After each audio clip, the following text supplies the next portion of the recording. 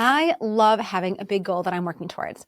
It's exciting and it's inspiring and it's motivating, but it can also be overwhelming, especially when that goal feels like it's so far away, so out of reach, and the plan to get there is kind of murky. But there are strategies on breaking down your goals to help create more momentum and more accomplishment.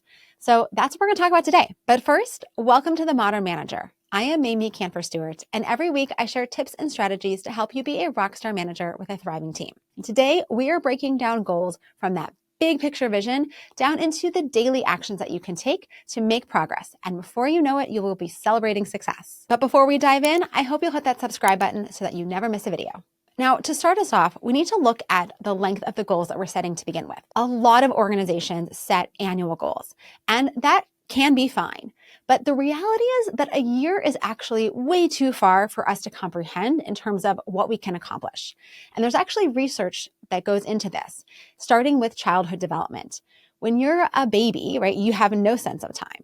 Once you get to be about a toddler, you can think a few hours in advance. But it's one of the reasons kids have such a hard time when their parents leave, because they can't even imagine when that parent is returning, because they don't understand the concept that tonight mommy will be home. As we age, we get to expand our understanding of time into a couple of days, into a few weeks. By the time you're in middle school, you can understand a few weeks of time. But even as adults, we only ever really understand a few months. And one of the ways that I really this hit home for me was doing a little mental experiment. When you think about where you're going to be 5 years from now, you might have some semblance of what a particular day might look like. But now imagine 1 year from now. You might have a better understanding or a better idea of what that single day in the life might look like.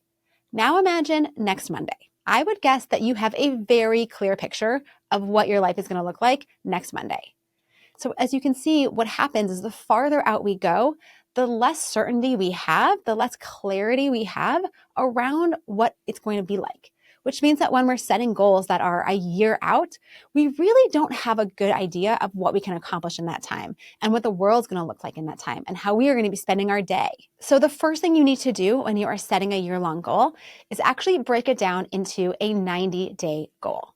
That is what you're going to focus on for your action plan, because 90 days is a much more realistic time frame for us to understand what we can get done and the time constraints and the resources that we have available. Now, the beauty of a 12-week or 90-day goal is that it's long enough that we can make real progress, but it's short enough that we can be practical and we can stay focused and motivated towards that goal. The next thing you want to do after you've written your 12-week or 90-day goal is to break it down even further into a 30-day milestone and a 60-day milestone. By doing this, you're really doing two things. First, you're creating some checkpoints along the way that will help guide your project plan so that you'll be able to get to your 12-week goal. But you're also creating checks and balances to say, can we really get this much work done in the next 30 days, in the next 60 days that will ultimately set us up for success on our 12-week goal? Because what you can get done in the next 30 days, you have a much better idea about, even than those 12 weeks that we know we can plan for. Because you'll know what holidays are coming up, what vacation you're taking, what other meetings are on your calendar. So by setting that 30-day goal, it's a good opportunity to just pause and say, do we think we can really get this far? Let me give you a quick example. Let's say that you have a 12-week goal to release a new employee handbook to your organization. Well, you might set your 30-day goal to be completing the review of the current handbook and flagging all of the sections that you need to revise. And then you might have a 60-day goal to have the first draft of the new handbook completed and ready to get input from the other team members. And then your 12-week goal will be ultimately launching the handbook. Once you've established your 30 and 60-day milestones and your 12-week goal, you can now break them down even further. There are different ways to do this. Some teams really like just making a running list of all the tasks that have to get done, putting them in some sort of order of timeline, and allocating those responsibilities day by day or week by week as you're making progress. Other teams really prefer to create a project plan that has allocated tasks to specific people to happen on specific days or specific weeks. It doesn't really matter which way you go, and there are other ways to do it too. What matters is that you've taken your 30-day goal and you've broken that down into the actions that need to happen that are going to get you to that goal. One of my favorite tricks in doing this is using a tool that automatically breaks down a bigger task into smaller tasks for you. You can check out Magic To Do by Goblin Tools. They are one of the ways that you can put in a task and it will break it down into smaller tasks for you, which just creates a really nice first draft of a plan that you can then flesh out. And here's another pro tip from productivity expert Leslie Shreve. She says, don't have any tasks on your task list that take longer than 30 minutes. So instead of writing one large task that you think might take 90 minutes or 2 hours, you can use the hack of writing start, continue, and finish and create 3 separate tasks or 4 or 5 separate tasks that give you those 30-minute chunks so that you know you can get that piece of work done in that short stint of time. Lastly, you want to make sure you're blocking time on your calendar every day or at least every week to work on the tasks for this goal. It is so easy to think, well, I have an open calendar. I only have 4 meetings today. I'll find time to do it. But the reality is that unless we are dedicating time and reserving and protecting time in our calendar for the most important tasks that we have, it is too easy for that time to slip away and those tasks not to get done. So figure out if you want to reserve a long chunk that's deep focused work time, maybe 2 hours, or if you would prefer to have shorter stints, like 30 minutes every single day of the week.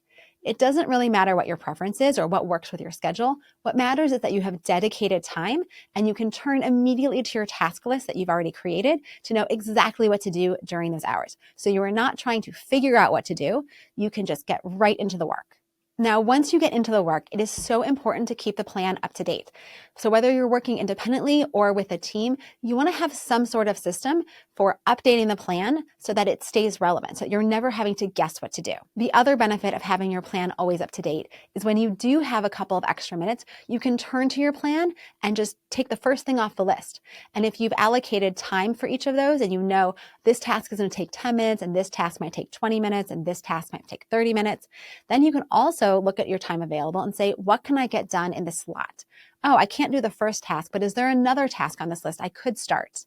This approach of setting a 12-week goal and then breaking it down into 30 and 60-day milestones and then breaking those down into the individual tasks to get done has been so helpful as I'm writing my next book. I've been working on the book proposal and I saw that task on my task list for many, many days, work on book proposal, and it just never got done.